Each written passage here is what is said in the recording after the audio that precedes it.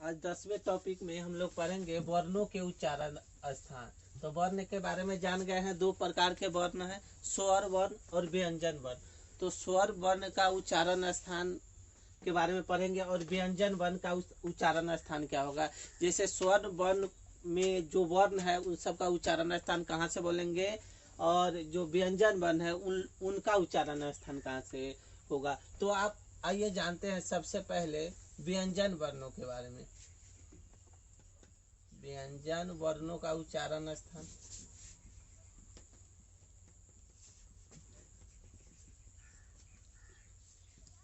तो सबसे पहले जानेंगे उच्चारण स्थान किसे कहते हैं।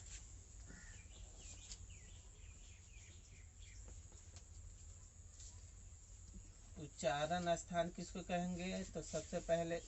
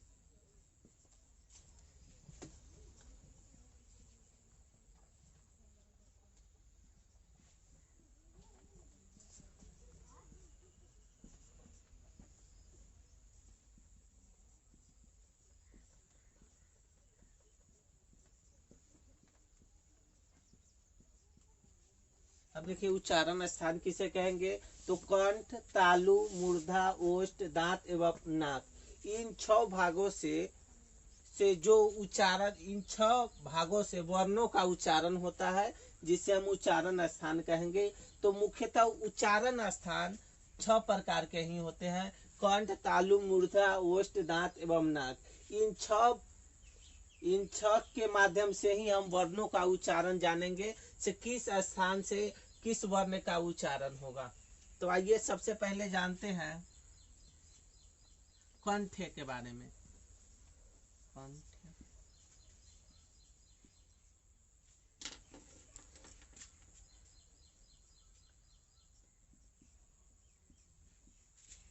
जिन वर्णों का उच्चारण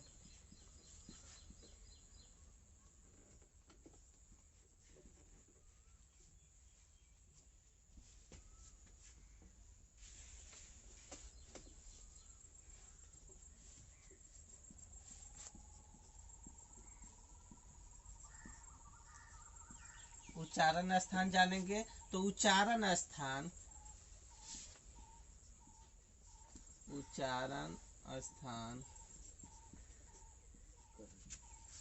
6 प्रकार के होते हैं।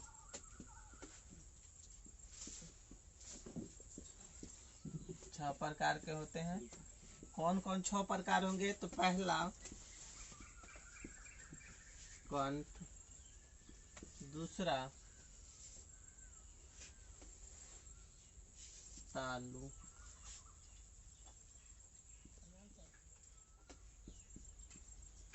तीसरा जो है मूर्धा हो जाएगा, चौथा ओष्ठ हो जाएगा,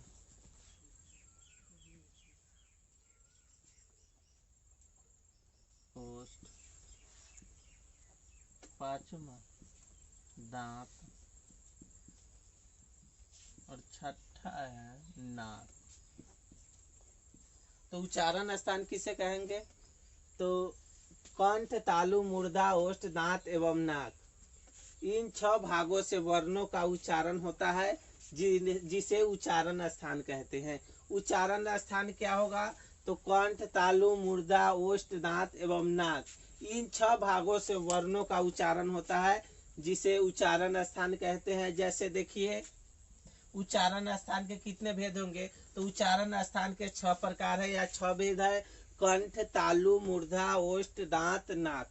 तो इन 6 माध्यमों की सहायता से उच्चारण स्थान होता, इन 6 माध्यम से वर्णों का उच्चारण होता है। जो वर्णों का उच्चारण का जो प्रकार है, ये मुख्यतः 6 प्रकार है। कंठ, तालु, मूर्धा, ओष्ठ, दांत, नाक, इन 6 के माध्यम से सभी वर्णों का उच्चारण होता है। तो सबसे पहले आइए कंठ के बारे में जानते हैं।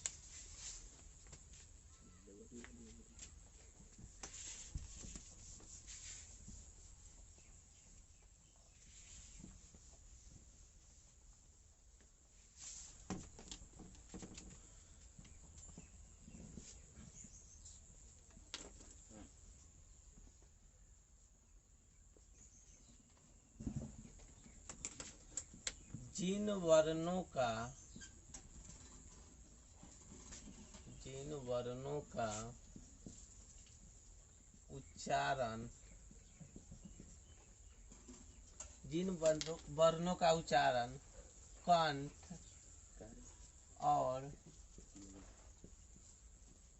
कंठ और जीभ के स्पर्श से होता है, उन्हें जिन वर्णों का उच्चारण कंठ और जीभ के स्पर्श से होता है, वो हो जाएंगे कंठे उच्चारण स्थान। तो कौन कौन से होंगे? कंठ के माध्यम से किन वर्णों का उच्चारण होगा? तो जैसे में लिखिएगा, कवर्ग। कवर्ग का मतलब हुआ क, ख, ग, घ, जो पूरा है उसी को कवर्ग बोलते हैं। और इसके साथ आ जाए कवर्ग पूरा इसमें हो जाएगा। कंठ के माध्यम से जिन वर्णों का उच्चारण होगा, जिन वर्णों का उच्चारण कंठ और जीभ के स्पर्श से होगा, मतलब कंठ और जीभ दोनों की सहायता से होगा, उसी को कंठेय बोलेंगे। जैसे में देख लीजिए, पूरा कवर्ग हो गया, ये कंठेय के माध्यम से होगा। और इसके साथ ही आ जाएगा, देखिए इसके साथ ये तो हो गया मुख्यतः व्यंजन, और कुछ स्वर भी इसके साथ आ जाते हैं। जैसे देखिए अ, आ और ह, मतलब कंठे के माध्यम से जिन वर्णों का उच्चारण स्थान कंठ और जीभ के स्पर्श से होगा, उसको कंठेय बोलेंगे। तो कंठेय से किन किन वर्णों का उच्चारण होगा? तो कवर्ग का क, ख, ग, घ पूरा, और अ, आ, ह। कंठेय से उच्चारण स्थान होगा कवर्ग पूरा, अ, आ और ह का। दूसरा है तालु। तालु से किन वर्णों का उच्चारण होगा? तो देखिए, तालु को तालव्य भी बोलते हैं।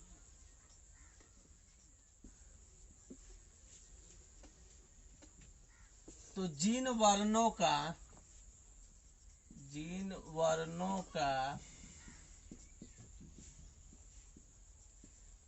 उच्चारण तालु एवं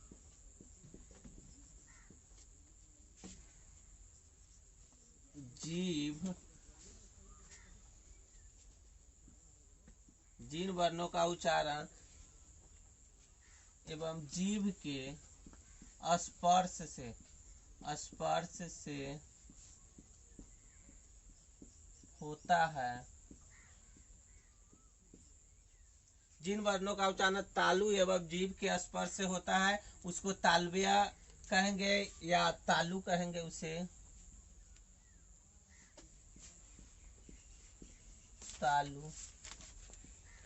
तालव्य कहते हैं।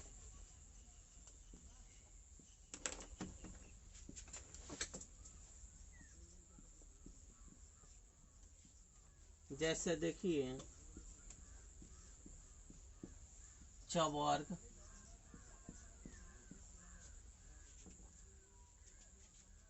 चवर्ग हो जाएगा, य हो जाएगा, स हो जाएगा, और हर्ष ई हो जाएगा, दीर्घ ई हो जाएगा। देखिए, तो तालु, तालु का जो उच्चारण स्थान है किन किन वर्णों का होगा, तो जिन वर्णों का उच्चारण स्थान तालु एवं जीभ के स्पर्श से होता है उसे हम तालु या तालव्य कहते हैं। जैसे देखिए कौन कौन वर्ण आ जाएगा इसमें, तो चवर्ग आ जाएगा, च छ ज झ, ये जो चवर्ग है चारों आ जाएगा। उसके बाद य स हर्ष ई दीर्घ ई। तो ये तालु के सहायता से किन वर्णों का हम उच्चारण करेंगे, तो सबसे पहले तो चवर्ग आ जाएगा, उसके बाद य, तलाबे स, हर्षी दीर्घ ई। तो इसमें मुख्यतः 4 5 6 7 8 मतलब चवर्ग पूरा आ जाएगा तालु में, दूसरा य और तलाबे सा आ जाएगा, हर्षी आ जाएगा, दीर्घी ई आ जाएगा। तो तालु से मुख्यतः चवर्ग पूरा, य, तलाबे सा, हर्षी और दीर्घी का उच्चारण होता है।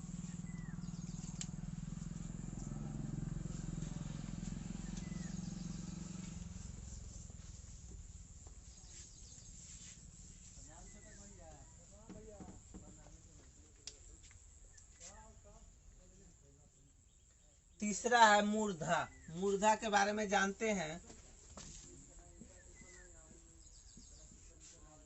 मूर्धा होगा जिन वर्णों का उच्चारण, जिन वर्णों का उच्चारण, जिन वर्णों का उच्चारण मूर्धा एवं, जिन वर्णों का उच्चारण मूर्धा एवं जीभ की सहायता से होता है उसे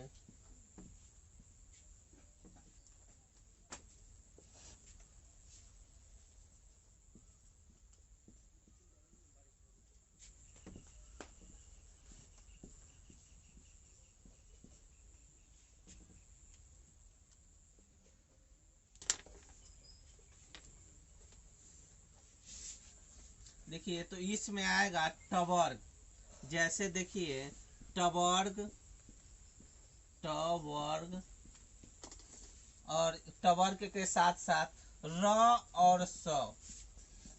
देखिए मूर्धा होता है जिन वर्णों का उच्चारण स्थान मुंह एवं जीभ की सहायता से दोनों होगा उसे हम मूर्धा कहेंगे। देखिए मूर्धा क्या होता है, जिन वर्णों का उच्चारण मूर्धा एवं जीभ की सहायता से होगा उसे हम कहेंगे, उस उच्चारण स्थान को मूर्धा उच्चारण स्थान कहेंगे, जिससे होगा टवर्ग, र और स। ये जो है मूर्धा के माध्यम से होता है। अब चौथा जो उच्चारण स्थान है उसके बारे में समझते हैं।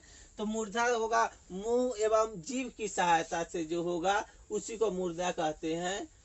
जैसे में देखिए टवर्ग पूरा, र और स कौन सा है, तो दंती स, र और टवर्ग, टवर्ग ट ठ ड ढ। अब चौथा हमारा प्रकार है दंत्य। दंत्य, दंत में क्या होगा, तो जिन वर्णों का उच्चारण स्थान, जिन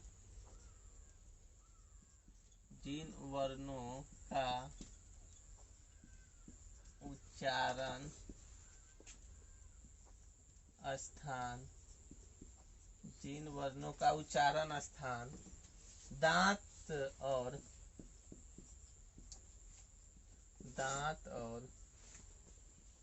जीभ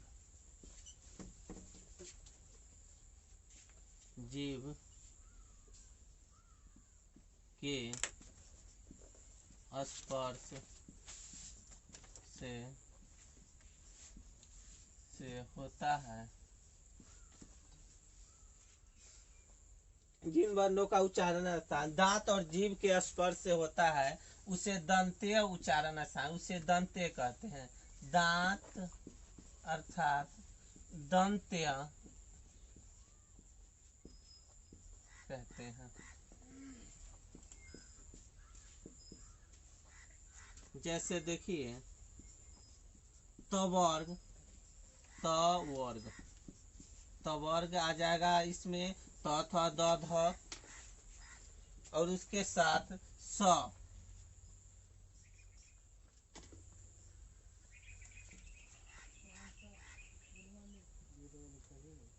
दंत जिन वर्णों का उच्चारण स्थान दांत और जीभ के सहायता से होता है उसे दंत्य कहते हैं। दंत्य में पूरा आ जाता है त थ द ध,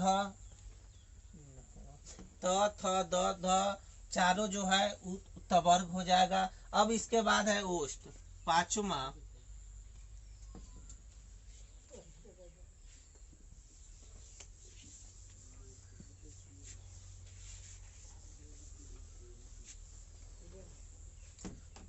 पांचवा प्रकार है ओष्ठ।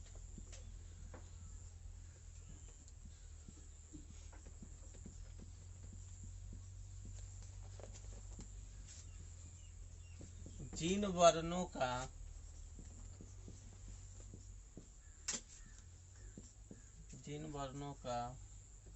उच्चारण दोनों ओष्ठों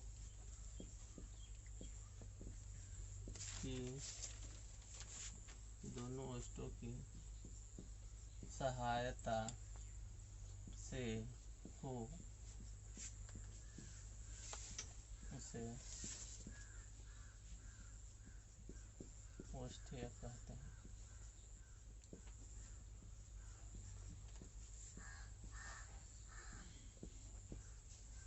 जिन वर्णों का उच्चारण दोनों ओष्ठों की सहायता से होगा उसे ओष्ठ्य कहेंगे। जैसे में देखिए, जैसे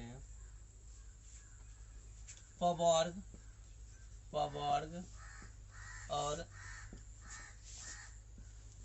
हर्ष उ दीर्घ। देखिए ओष्ठ क्या होगा, जिन वर्णों का उच्चारण दोनों ओष्ठ की सहायता से होगा उसे हम ओष्ठ्य कहते हैं। जैसे ओष्ठ में आएगा पवर्ग प फ ब भ, और उसके बाद हर्ष उ दीर्घ उ। अब छठा हमारा प्रकार है नाक।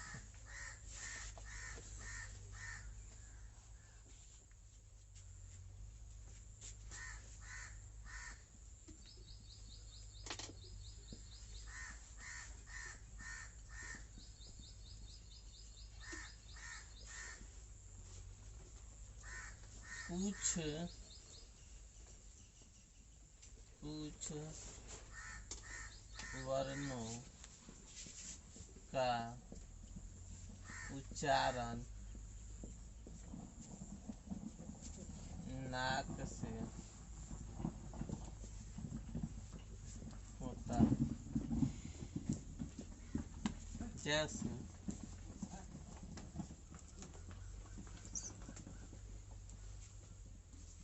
जैसे अंग, और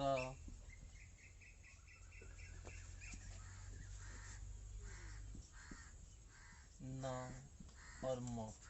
तो नाक से किन कुछ वर्णों का उच्चारण नाक से भी होता है। जैसे देखिए अंग, और न, म, ये जो वर्ण है, ये पांचों वर्ण, इनका उच्चारण स्थान नाक के होगा।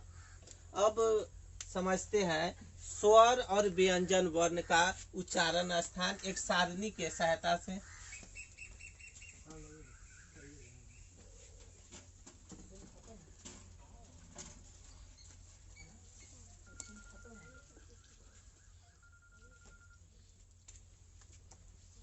वर्ण उच्चारण स्थान,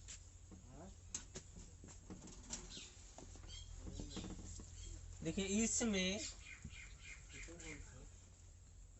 सबसे पहले स्वर के बारे में जाते हैं। स्वर, स्वर वर्ण, वर्ण और उच्चारण स्थान, उच्चारण स्थान।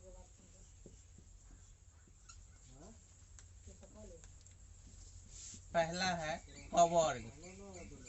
कवर्ग में क्या होगा, तो कवर्ग का उच्चारण स्थान यहाँ देखिए,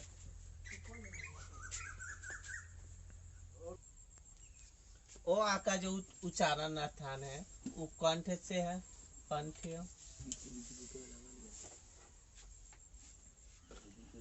उसके बाद हर्ष ई, दीर्घ ई, तालु से, तालु या तालव्य से,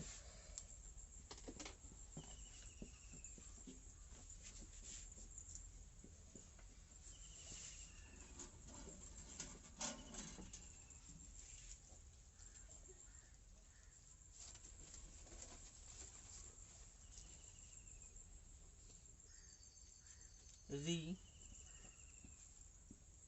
का उच्चारण स्थान है मूर्धा से,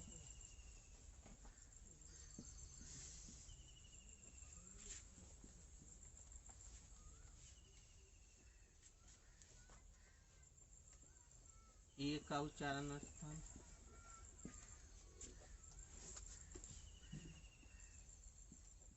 कंठ, तालव्य से,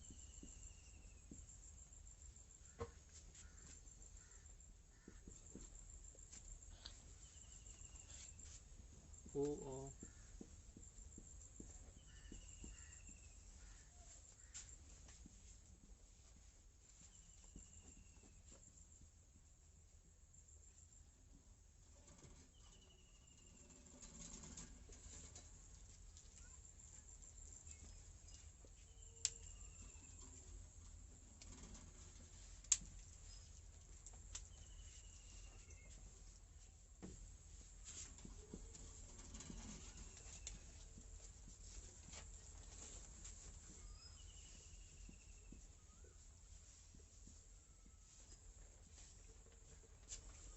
तो देखिए स्वर वर्ण का उच्चारण स्थान ओ आ कंठ की सहायता से बोलते हैं, कंठिया के माध्यम से। हर्ष ई और दीर्घ ई तालु के माध्यम से बोलते हैं, तालव्य के माध्यम से। और री जो है वो मूर्धा के माध्यम से बोलते हैं। एक का जो उच्चारण स्थान है ये कंठ और तालु दोनों के मेल से बनता है। ओ और कंठों से, कंठ प्लस ओठ की सहायता से बनता है। और हर्ष उ दीर्घ उ का जो उच्चारण स्थान है वो ओष्ठ की सहायता से बनता है। तो यहाँ देखिए अ आ का उच्चारण स्थान क्या हो जाएगा, तो कंठ हो जाएगा। हर्षी दीर्घी का उच्चारण क्या होगा, तो तालु या तालव्य हो जाएगा, तालु हो जाएगा हर्षी दीर्घी का उच्चारण स्थान। और री का उच्चारण स्थान यहाँ देखिए मूर्धा हो जाएगा। उसके बाद ए का उच्चारण स्थान क्या हो जाएगा, तो कंठे हो जाएगा। कंठ और तालु मिलकर ए का उच्चारण स्थान होगा। और उसके बाद देखिए ओ का उच्चारण स्थान कंठ प्लस ओष्ठ हो जाएगा। और हर्ष उ दीर्घ का उच्चारण स्थान हो जाएगा ओष्ठ।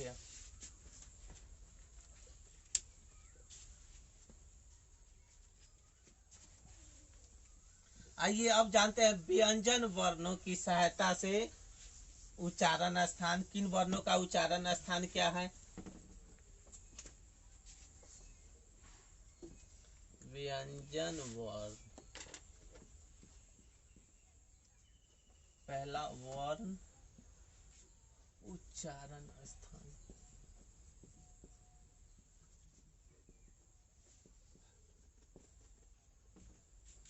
पहला है कवर्ग। कवर्ग का उच्चारण हो जाएगा कंठ से।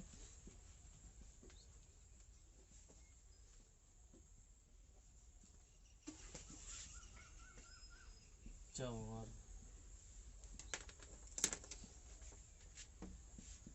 तालु से, तालव्य, टवर्ग। टवर्ग का उच्चारण स्थान हो जाएगा मूर्धा से।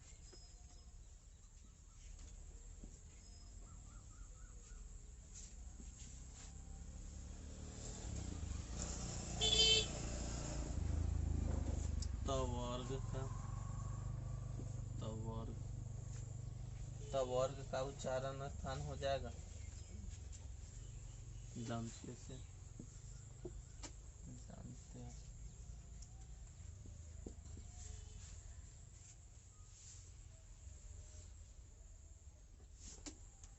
पवर्ग उच्चारण स्थान ओष्ठ ओष्ठ से। छठा है अंग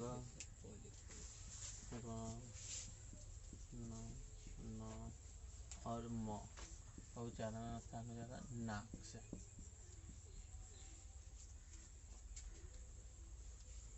देखिए व्यंजन स्थान में क्या होगा, क वर्ग का उच्चारण स्थान कंठेय हो जाएगा, च वर्ग का उच्चारण स्थान तालु हो जाएगा, ट वर्ग का उच्चारण स्थान मूर्धा हो जाएगा और त वर्ग का उच्चारण स्थान दंते हो जाएगा, प वर्ग का उच्चारण स्थान ओष्ठ हो जाएगा।